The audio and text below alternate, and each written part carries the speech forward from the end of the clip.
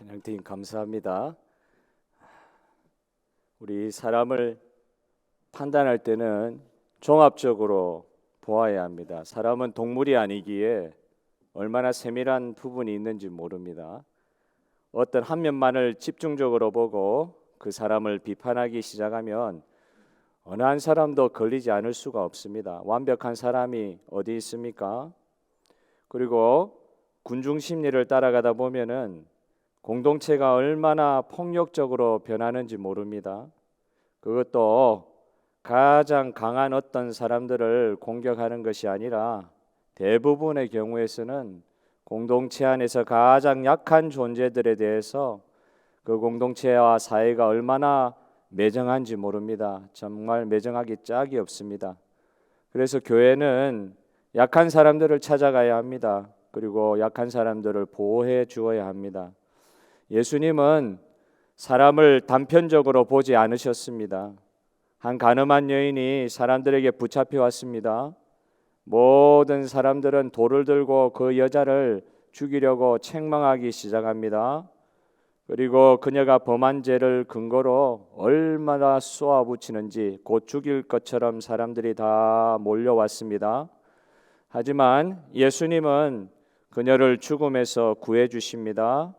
그리고 그 여인에게 말하기를 가서 다시는 죄를 범하지 말라고 말씀하시며 돌려보내 주시는 것입니다. 사람에게 율법의 지식만 있으면 그 손에 돌을 듭니다. 율법이 결코 악한 것이 아닌데 그 율법을 잘못 이해한 사람들은 그 지식만 가지고 돌을 들기 시작합니다. 그리고 그 돌을 들고 자기는 저 여자와 다르다고 자기를 합리화합니다. 자신들은 바른 일을 한다고 그렇게 믿고 그렇게 행동하지요. 돌 들고 사람 죽이기가 쉽습니까? 그만한 신념과 믿음이 없으면 그렇게 하지 못하지 않습니까? 그런데 사람은 그렇게 하는 거예요. 율법의 지식은 그렇게 사람을 만들 수도 있는 것입니다. 이런 한계 상황에 부딪히면은 우리 사람들은 믿는 사람들이라 할지라도 우리가 믿는 하나님의 뜻과 생각에 대해서 더 알려고 하지 않아요. 딱 그렇게 걸리면 거기에서 모든 걸 결정해 버려요. 그 상황 가운데 임하신 하나님의 뜻과 생각에 대해서 더 나아가서 알려고 하지는 않고 그냥 던져서 일을 마무리하려고 하는 것입니다. 그런데 하나님의 마음을 가장 잘 드러내시는 분이 역사상에 계셨고 또 지금도 계시는 우리 예수님이시지 않습니까? 이 예수님은 이 여인이 이제 돌에 맞아서 죽으려고 하는데 그 중간에 막아서서 이 여인을 구해 주시는 거예요. 예수님을 이렇게 보면서 우리는 이 예수님을 통해서 하나님의 마음, 하나님의 용서, 인간을 향한 하나님의 은혜를 보게 되는 것입니다. 모든 사람들, 예수님 이외의 모든 사람들은 저 여자는 죽어야 마땅하다고 이야기하는데 예수님은 하나님의 마음을 가장 잘 대변하시는 예수님은 중간에 딱 막아서셔서 그 여인을 용서하시는 은혜를 보여주시는 것이죠. 오늘 본문 말씀을 보면서 우리가 알 수 있는 것은 이스라엘 공동체가 이런 종류의 큰 시험을 통과하고 있는 것을 보게 됩니다. 이스라엘 백성이요, 넘어야 되지 않는 선을 넘어버렸어요. 이 선이 딱 있는데, 그죠? 3-3번, 저번 주도 말씀드렸습니까? 3-3번 선이 있다고. 한 번, 두 번 참는데 세 번은 못 참지 않습니까? 근데 이스라엘 백성들이 이 선을 넘어버렸어요. 하나님 백성이라고 하면은 최소한 지켜야 할 것이 있는데 그 선을 넘어버렸습니다. 그런 모습을 본 모세가 얼마나 충격을 심하게 받았던지 그 시내산에서 40일 동안 하나님께서 직접 새겨주신 십계명의 돌판이 있었잖아요. 그걸 이렇게 안고 내려오다가 이스라엘 백성들이 하는 짓을 보고 송아지 우상 앞에 광란을 벌이는 것을 이제 눈으로 직접 봤던 거죠. 충격을 받았던 것 같아요. 산에서 내려오다가 그것을 그냥 내려놔가지고 떨어뜨려가지고 깨졌겠어요. 그냥 힘써 아마 던졌을 것 같아요. 그 산에서 밑을 내려다보면서 힘껏 던지니까 그 십계명의 돌판이 그냥 산산이 부서져 버렸죠. 이거 무엇을 말합니까? 이스라엘 백성은 이제는 가망이 없다. 이렇게 나오는데 어떻게 해? 내가 하나님의 십계명의 말씀을 이렇게 받아 내려오는데 하나님과 결혼식 언약식 한 지 며칠 지나지 않아 가지고 이렇게 이 짓을 하는 이스라엘 백성을 보니까 모세가 자기 개인적으로 인간적으로 생각했을 거 아니에요. 이거는 이제 가망이 없다고. 그 던져버리는 거예요. 그러니까 하나님을 무시해서 던져버린 게 아니라 하나님이 너무 겁이 나서 그랬을 것 같아요. 십계명을 주신 하나님을 생각하니까 더 이상은 변명할 기회도 없다고 생각하고 이렇게 한 것 같아요. 하나님과 백성과의 관계가 완전히 깨어진 것처럼 이제 보았던 것이죠. 하나님이 모세에게 하신 말씀만 보아도 우리는 하나님이 얼마나 마음이 상하시고 이런 상황을 보면서 뜻을 아예 정하신 것처럼 보이는 것을 우리가 볼 수 있습니다. 모세 보고 하나님께서 이렇게 이야기하십니다. 이제 이를 조금 의역은 하는 거예요. 더 이상 나는 못 보겠다. 이제는 더 못 참겠다. 이렇게 배은망덕하고 말 듣지 않는 백성을 지면에서 쓸어버리고 너 조상 아브라함과 같이 너 모세 너를 통하여 내가 한 민족을 새로 일으키마. 이렇게 모세에게 말씀하셨던 거예요. 정말 무서운 말씀이죠. 그런데 여기서 이 말씀을 하신 하나님 이 말씀 들으면서 한번 또 우리는 생각해 보아야 될 것이 있을 것 같아요. 하나님께서 진짜 이 말씀대로 하실 의향이 있으셨으면 모세에게 과연 이 말씀을 물어보셨을까 하고 생각하게 되는 것입니다. 하나님은 그냥 생각에 품으신 대로 그냥 해버리시면 되잖아요. 그냥 하고 싶은 대로 하실 수 있는 분이 하나님이십니다. 그런데 이 상황에서 모세가 지혜로운 것은 이런 하나님이 이렇게 말씀을 매몰차게 하시는 하나님의 이런 말씀 속에서도 그 하나님의 말씀 속에 있는 하나님의 본심을 볼 수 있었던 게 모세의 지혜로운 모습이었어요. 더 이상은 안 되라고 하시는 하나님의 말씀을 통해서 하나님 마음에 있는 그 참 미묘하지만 세밀하지만 어떤 다른 것을 보게 된 것입니다. 이런 느낌 있지 않습니까? 나 말리지 마. 이제는 안 돼. 너는 못 찾는다. 하나님께서 이렇게 이야기하실 때 모세는 그 말씀 가운데 또 다른 느낌을 하나 감지를 한 거예요. 하나님이 이렇게 말하셨을 것 같이 느낀 것 같아요. 모세야, 나 제발 말려줘라.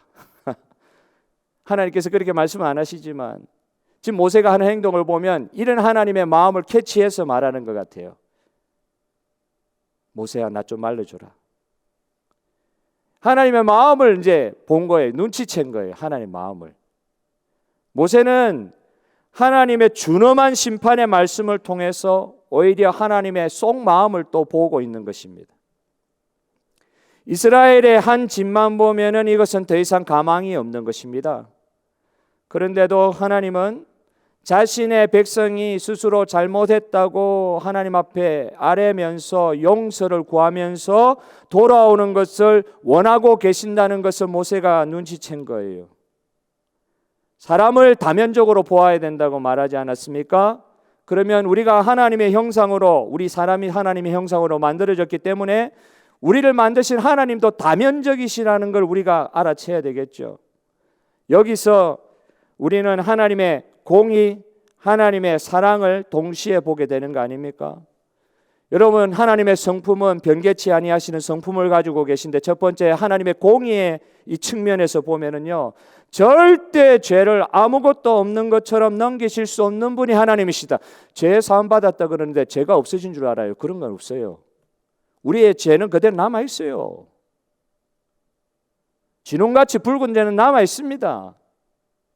그 붉은 죄를 예수 그리스도의 피가 덮어줬기 때문에 하나님이 간주하시는 거지 죄가 없다고 이야기하지 않으시는 건데, 가끔 우리 착각하죠. 죄 지어놓고도 나는 죄 없다 이러는 분들이 계세요. 공의의 하나님 측면에서는 절대 죄를 아무것도 없는 것처럼 넘기실 수는 없습니다. 성품상 그러세요. 그러나 하나님의 사랑의 측면에서는 죄로 말미암아 영원히 죽는 운명만 우리에게 있는 것은 아닌 것을 가르쳐주고 계세요.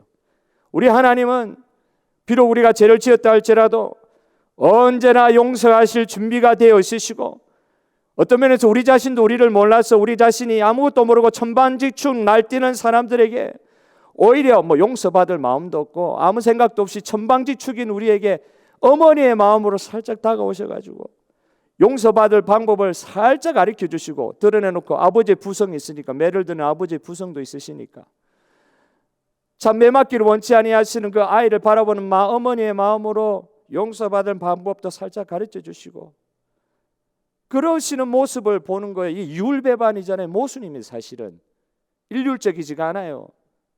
그런데 하나님은 우리 인생을 바라보시면서 이런 모습을 보여주고 계십니다. 심오한 이중성이라거나 이렇게 이야기할 수 있을지 모르겠습니다.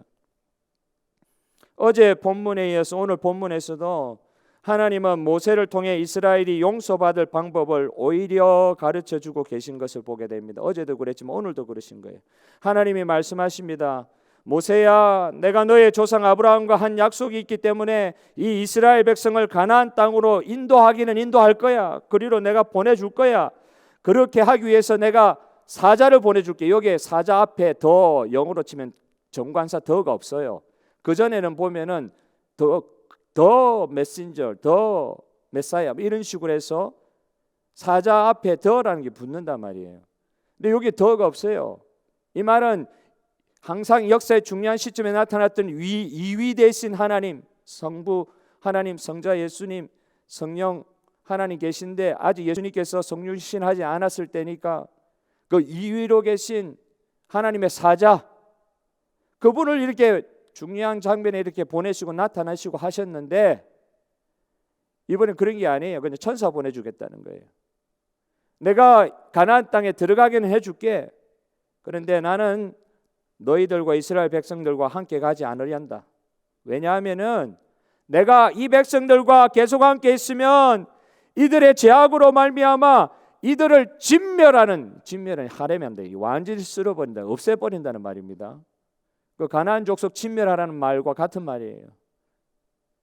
이들을 진멸하는 일이 생길 것 같기 때문에 내가 같이 가지 못하겠다. 아브라함과 약속이 있어서 그 후손들 약속한 대로 가나안 땅에 보내주기는 하겠지만 나는 같이 못 간다. 왜? 같이 갔다가는 나의 이 성품이 있지 않느냐, 죄를 같이 할 수 없는 이 성품 때문에 이 사람들 다 죽게 생겼다. 내 백성인데도. 이렇게 말씀하시는 하나님의 말씀을 듣고 하나님이 같이 가지 않겠다는 말씀을 이제 들으면 너무 심각한 상황이잖아요. 그런데 여기서 또 하나 감지하게 되는 하나님의 마음을 보게 되는 것입니다. 하나님은 죄와는 함께 하실 수 없는 분이시기에 이스라엘 백성이 이렇게 죄를 지으면 정말 하나님은 그 죄에 대해서 심판자, 구속주 아니에요. 보호자 아니에요. 심판주예요. 심판주. 죄에 대해서는 심판주십니다. 그 죄에 대해서 심판자로만 남으실 수밖에 없다는 것을 하나님께서 이렇게 말씀으로 보여주시는데, 그럼에도 불구하고 이 백성을 그들의 죄 때문에 광야에서 진멸하는 일이 벌어져서는 안 되겠다 하시는 것이 하나님의 마음이라는 것을 모세가 눈치챈 거예요. 진멸하기를 원치 않으신단 말이에요. 하나님께서. 하나님이 얼마나 이 백성과 사실은 함께 하고 싶어 하시는지를 알 수 있었다는 것입니다. 그러니까 사실은 하나님이 이스라엘 백성들에게 용서받을 방법을 넌지시 알려주고 계신 것이잖아요. 죄를 회개하는 길을 터주고 계신 거잖아요. 내가 너희와 함께 할 수 있는 방법이 있는데 그게 뭐냐? 너희들이 회개하고 나에게로 돌아올 때 그때 내가 너희와 함께 할 수 있다는 것을 지금 그 방법을 터주시는 거잖아요. 알려주시는 거라고요. 오늘 신약 시대를 살아가는 저와 여러분 얼마나 깊이 감사해야 할 것이 많습니까? 언제든지 예수님의 보혈의 공로를 의지하여 무슨 죄를 지었다 할지라도 용서받을 수 있는 길이 활짝 열려 있는 줄 믿으시기를 바랍니다. 여러분 믿으시죠? 열려 있습니다. 구약시대처럼 넌지시 이렇게 말씀하시는 것이 아니라 대놓고 그 길이 활짝 열려 있다는 걸 보여주시잖아요. 이 말 다른 말로 반증하는 것은 그만큼 제가 더 간영한 거예요. 이렇게라도 하지 않으면 사람들이 구원받을 방법이 없기 때문에 마지막 때에 주님께서 스스로 나타나셨다. 이게 신약 성경의 말씀이지 않습니까? 더 이상은 노아의 시대와 같이 한 번에 다 쓸어버리지 않겠다. 죄 때문에 그 하나님의 형상대로 만드신 인간들을 그렇게 만드신 것을 후회하셨다까지라도 이렇게 표현하시면서 심판하셨던 그런 일들이 우리 역사 가운데 있었는데, 예수님 오신 이후에 그의 새로운 나라에 들어오는 사람들은 어떤 사람이라도 다 예수님의 보혈의 공로를 의지하는 자들은 용서받을 수 있는 기회가 활짝 열려있다. 이렇게 우리 가운데 나타나 주신 우리 주 예수 그리스도의 은혜를 찬양합니다. 이게 얼마나 큰 복인지 모릅니다. 그래서 오늘 본문을 보면서 첫 번째 하나 생각해 볼 것은 하나님의 이런 말씀에 이스라엘 백성들이 어떤 식의 반응을 보이는지, 다른 말로 하면 이스라엘 백성이 이런 식으로 하나님이 나올 때에 조금 정신 차리는 모습을 보여주고 계세요. 이게 사실은 좀 앞뒤가 안 맞을 정도로 이게 일률적이지도 않아요. 이 정신없는 인간들이 하나님께서 이렇게 나오니까 이스라엘 백성들이 좀 정신을 차리는 듯한 모습을 보여주고 있습니다. 이렇게 해서 하나님과의 관계 회복의 단초가 시작된 거예요. 이스라엘 백성들이 이 준엄한 말씀을 듣고 슬퍼하여, 말씀을 듣고 슬퍼하여, 중요합니다. 말씀을 듣고 슬퍼하여, 말씀을 듣고 기뻐하여, 말씀을 듣고 위로받아야, 말씀을 듣고 평안하여, 이런 말씀도 있지만은 말씀을 듣고 슬퍼하여, 오늘 본문의 말씀에서 이스라엘의 그 말씀에 대한 반응은 슬퍼하여예요. 슬퍼하여. 한 사람도 자기의 몸을 단장하지 않았다고 4절이 말씀하고 있습니다. 금송아지를 만들었던 애굽에서 마지막에 보면, 출애굽할 때 마지막에 보면 자기들은 사실 노예로서 재산도 못 모았잖아요. 그런데 하나님께서 그 애굽 사람들을 통해서 막 재물을 가지고 나올 수 있도록 만들어 주셨단 말이에요. 금부치니 보석이니 다 받아서 빼들어서 가지고 나오는 그런 위대한 역사가 출애굽의 역사였는데, 그 가지고 나온 금부치를 가지고 금송아지 만들었잖아요. 그런데 이 금송아지 만든 장신구, 금송아지 만들고 남은 게 있었겠죠. 그 장신구들을 다 기에서 떼어나고 온몸을 치장한 애굽의 장신구들을 다 떼어나서 걷어냈다는 그런 말씀을 하고 있습니다. 이스라엘 백성들이 이런 식으로 하나님 앞에 반응한 거예요. 잘 생각해 보십시오. 하나님이 그들과 함께하지 않겠다는 말씀을 지금 하나님께서 하셨잖아요. 내가 너희와 함께 안 하겠다. 이 말씀을 듣고 이스라엘이 이 말씀에 대한 반응으로서 이렇게 겸손하게 반응하는 모습을 우리가 지금 보고 있는 거예요. 이 본문 말씀을 통해서. 이때 이스라엘 백성들에게 뭐 각성이 일어났던 것 같아요. 누가 회개운동을 에스라 회개운동처럼 누가 외친 것도 아니에요. 모세가 일어나가지고 이제 회개운동 합시다, 회개기도 합시다, 누가 이렇게 이야기했던 것도 아닌데, 그 하나님의 준엄하신 말씀을 듣고 슬퍼하여, 그 말 그대로 그 슬퍼하는 감정이 꼭 나쁜 게 아닌 것이, 슬퍼해가지고 비관적이 되고 비극이 시작되고 그런 게 아니라 슬퍼하는 마음을 통해 가지고 새로운 이스라엘의 시작을 알려주는 하나의 각성이 일어난다고요. 오늘날의 말로 하면 회개겠죠. 회개의 조짐이 보이기 시작한 거예요. 가나안에 들어가게 해주시겠다고 하는데 하나님은 같이 가지 않겠다, 이렇게 말씀을 하시네요. 하나님 없는 가나안 땅이 의미가 있을까 하는 데까지 이스라엘 백성의 생각이 미친 것 같아요. 가나안 땅에 들어가면 젖과 꿀이 흐르니까 좋을 것 같았는데 그곳에 하나님이 같이 가지 않으신다? 그러니까 아무 생각 없이 있다가 그 말씀을 들으니까 갑자기 각성이 일어나는 거죠. 야, 하나님 없이 가나안 땅에 들어가는 게 그게 의미가 있나? 가나안 땅이 그렇게 좋다고 해도 하나님 없는 가나안 땅에 의미가 있을까 하는, 사실 인생의 이런 질문은 뭐냐면 존재론적인 질문이잖아요. 내가 왜 사는가 하는 그런 질문과 비슷한 것이잖아요. 존재론적인 질문을 던지는 거예요. 아, 가나안 땅 좋다고 하고 하나님께서 그걸로 보내주신다고 할지라도 그곳에 하나님이 같이 계시지 않는다. 그럼 가나안 땅 우리가 들어가는 게 의미가 있을까? 이스라엘 백성들이 아무리 철이 없고 생각이 없다 할지라도 이런 데까지 생각이 미치니까 아, 이건 아니다. 이런 존재론적인 질문을 던지기 시작하면서 뭐가 시작이 됩니까? 이 존재론적인 질문을 던지면서 시작되는 게 하나 있어요. 뭐가 시작돼요? 회개가 시작됩니다. 슬픈 감정 가지고 회개가 시작되는 게 아니에요. 진짜 인생의 중요한 질문을 던질 때 회개가 시작되는 거예요. 하나님 없이 가나안 들어가는 게 그게 맞나?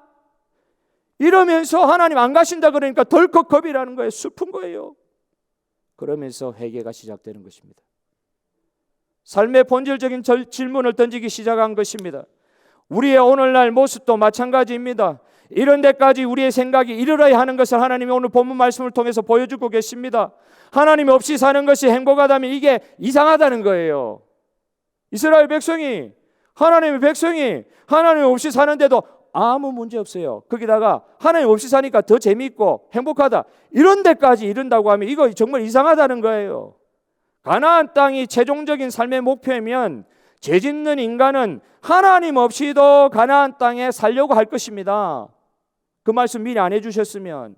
하지만 이런 생각은 죄의 결국 사망의 생각이잖아요. 하나님 없이 가나안에서 살 수 있다? 가나안이 젖과 꿀이 흐르는 땅이라서 우리의 천국과 같은 파라다이스다. 하나님 없이도? 이게 사막의 생각이라는 것입니다. 겉으로 아무리 좋아 보여도 하나님 없는 천국, 이게 천국입니까? 질문해 봐야 돼요. 하나님 없는 곳이 그게 천국입니까? 이 죄 있는 인간의 제일 첫 번째 특징은 뭐냐면 아담과 이브를 통해서 볼 수 있는 바와 같이 하나님을 자꾸 멀리 하잖아요. 하나님 앞에서 숨으려고 그러잖아요. 죄 많은 인간은 하나님 떠나려고 하잖아요. 가인과 같이 하나님과 같이 살려고 하지 않습니다. 그런데 천국은 어떤 곳입니까?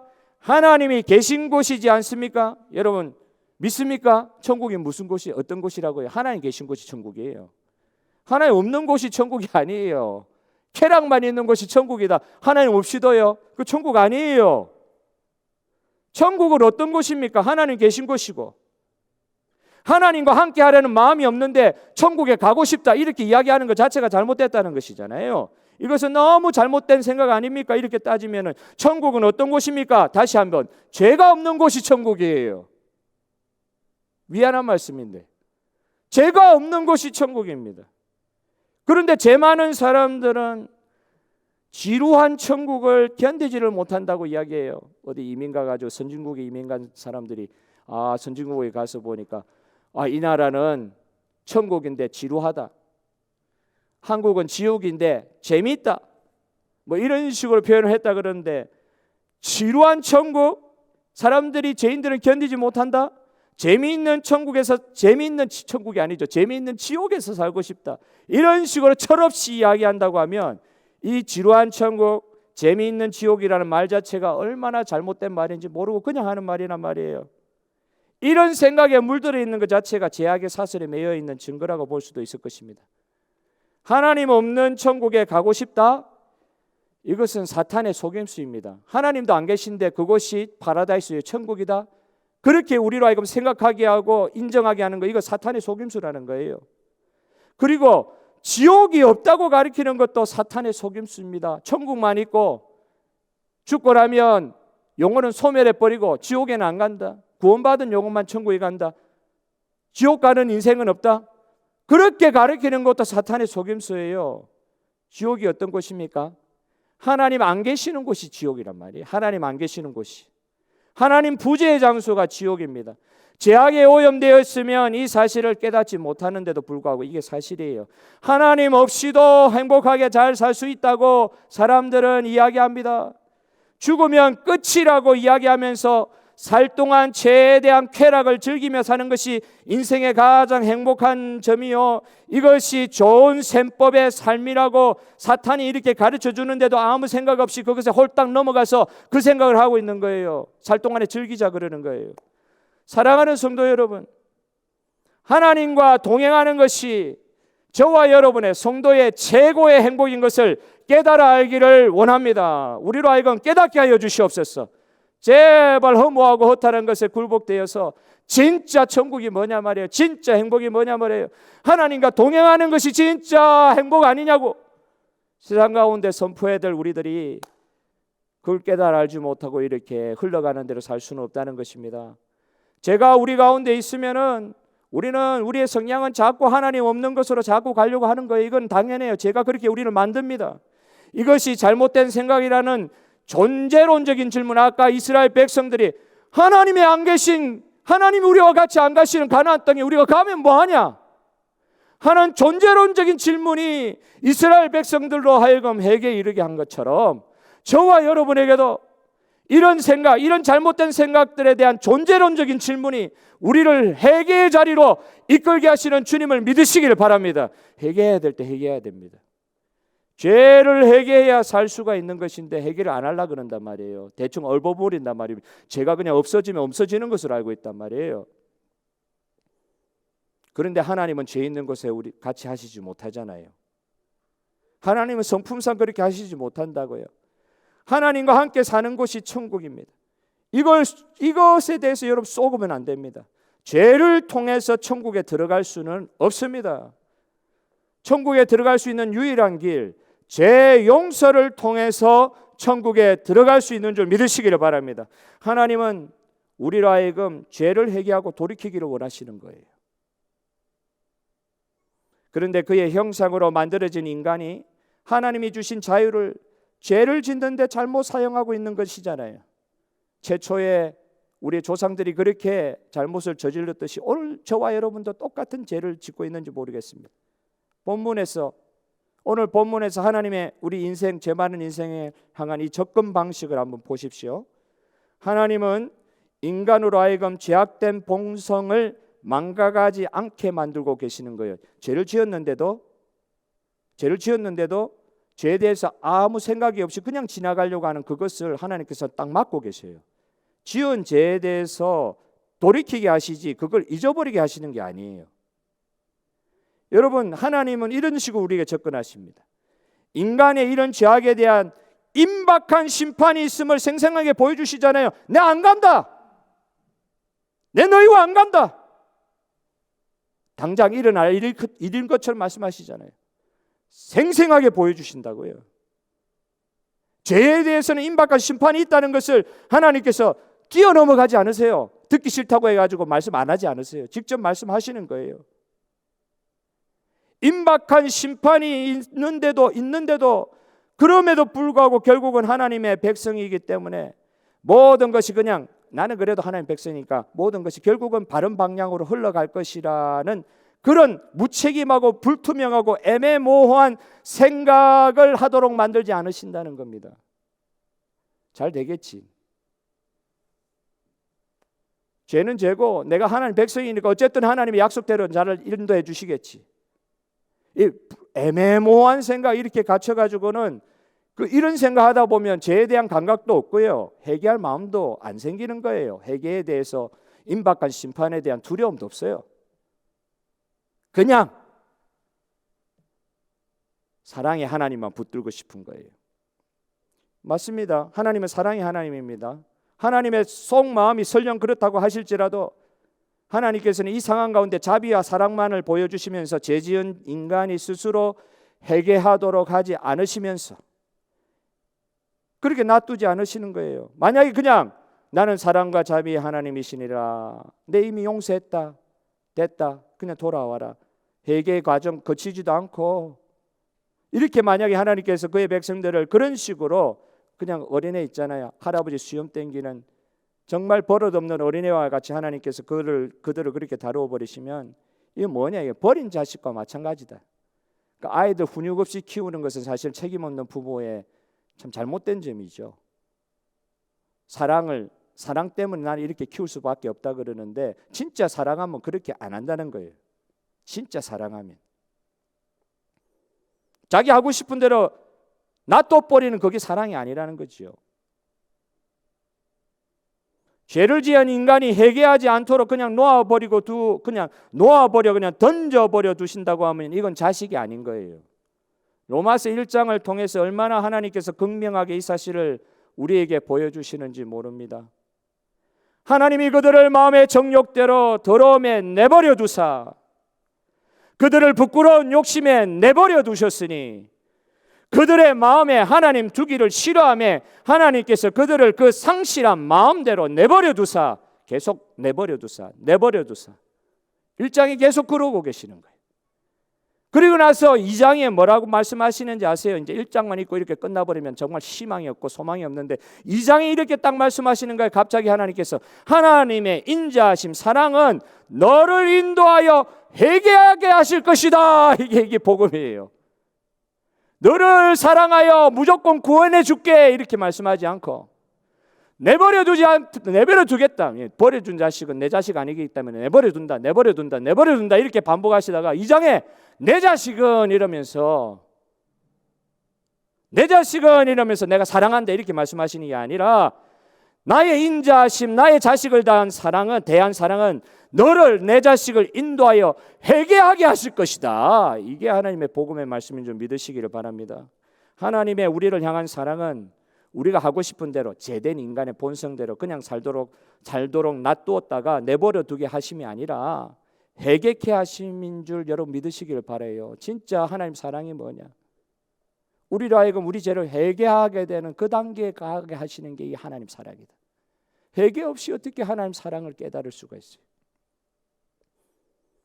회개의 과정은 삶으로 돌이키는 것이고 후회만 하고 마는 그냥 억울해가지고 후회하는 눈물만 흘린다고 해가지고 그게 회개가 아니죠. 해안에 눈물 흘린다고 해가 삶은 안 바뀐다. 그 회개 아니라고 말씀하시잖아요.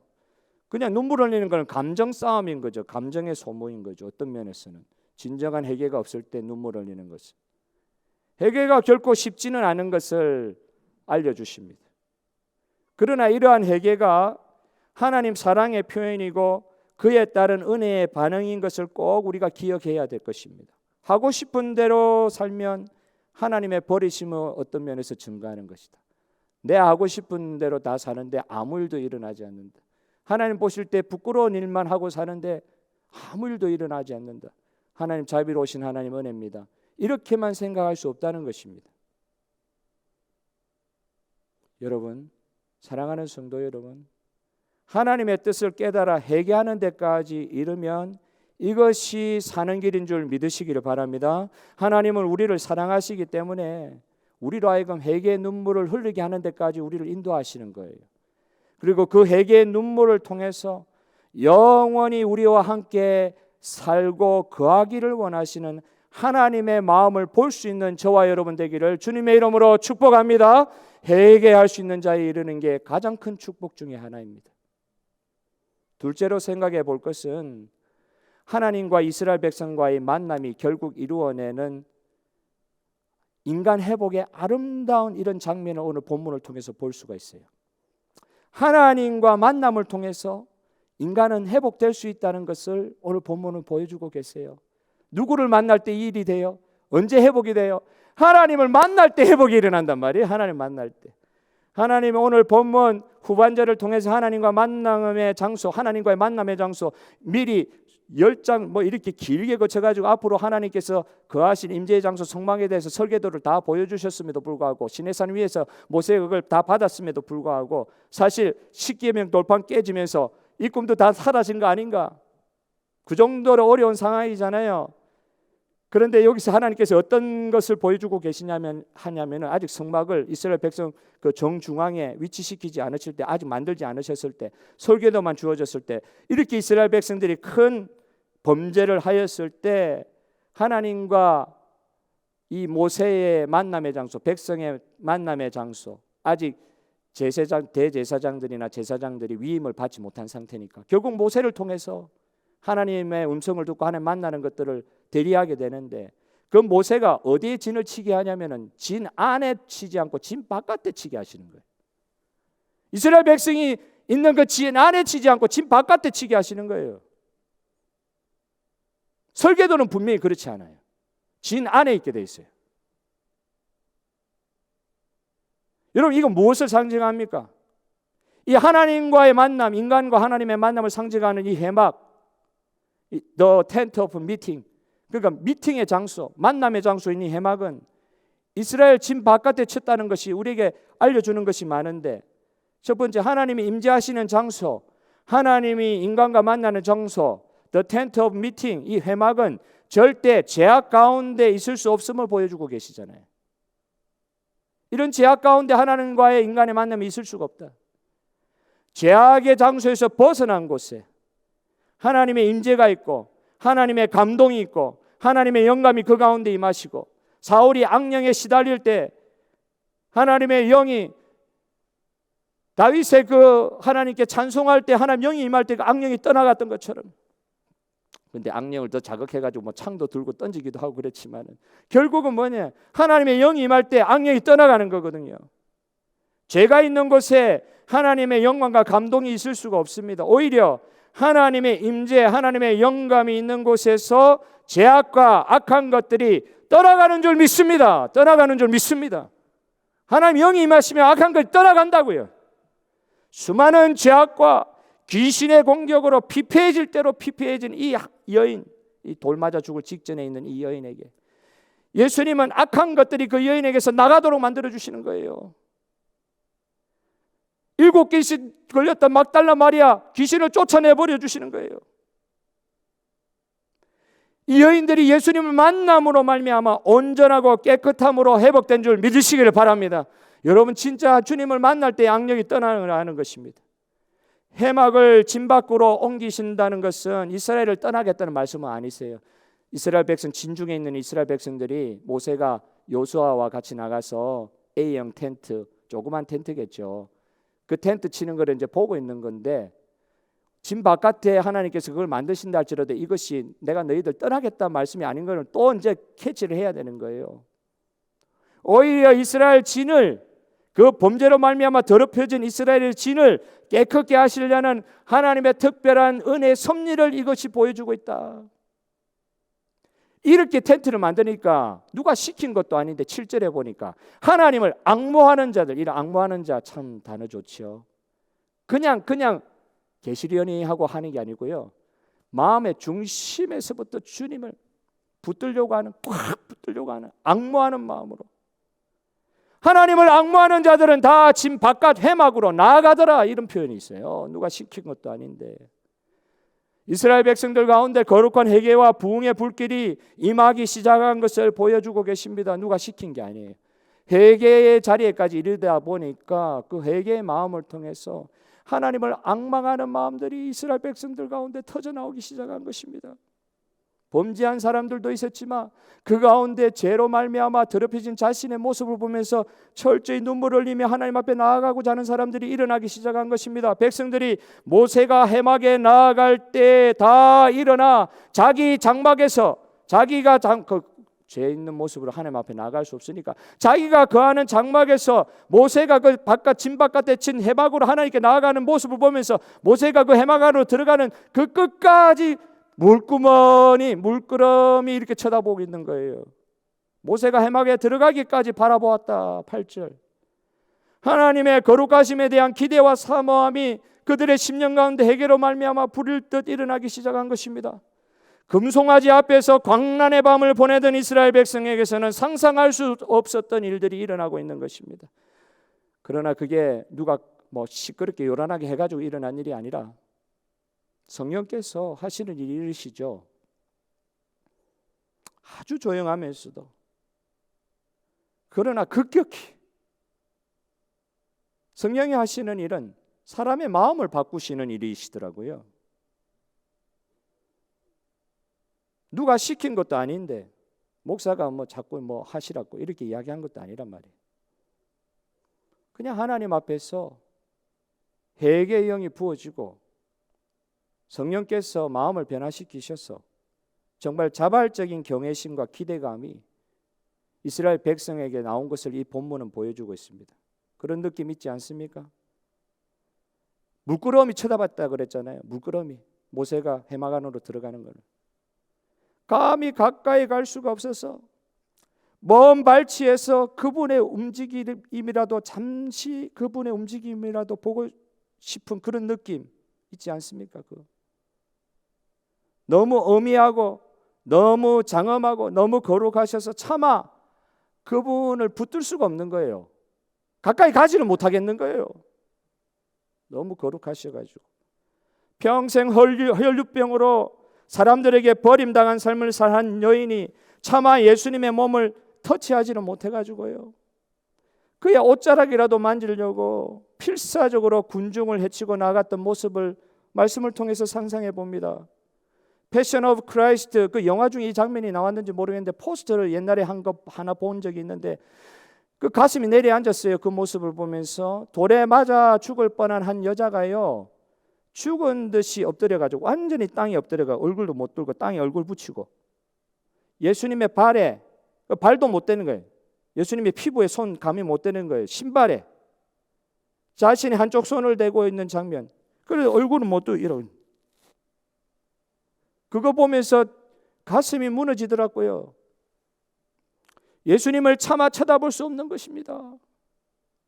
죄 많은 인간이 완전히 납작 엎드려가지고 주님을 감히 바라다 보지 못하고 팔만 뻗쳐가지고 예수님의 발에 닿을 듯 말 듯 그렇게 엎드려져 있는 장면입니다.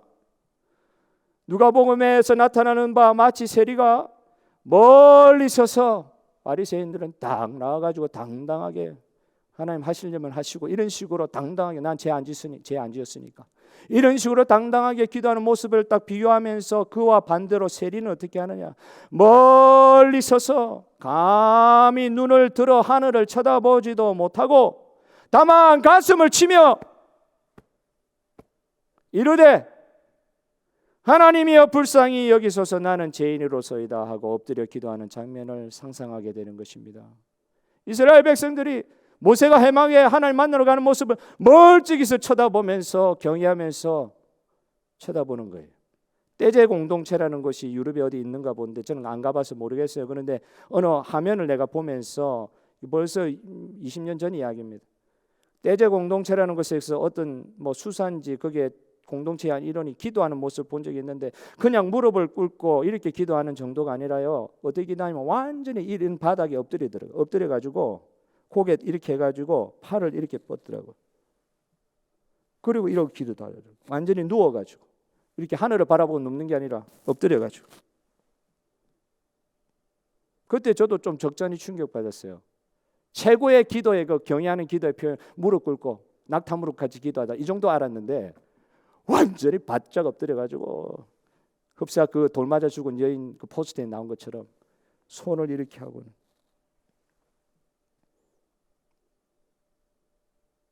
이거 아무것도 아니라고 말하실 수 있겠죠. 그 모양이 중요하냐, 형식이 중요하냐, 마음이 중요하지 이렇게 말하실 수가 있는데 하나님의 경외하심 앞에 죄인된 인간이 얼마나 자신을 낮추면서 겸양의 표현을 할 수 있는지 이런 것들을 그분들을 통해서 배우는 거잖아요.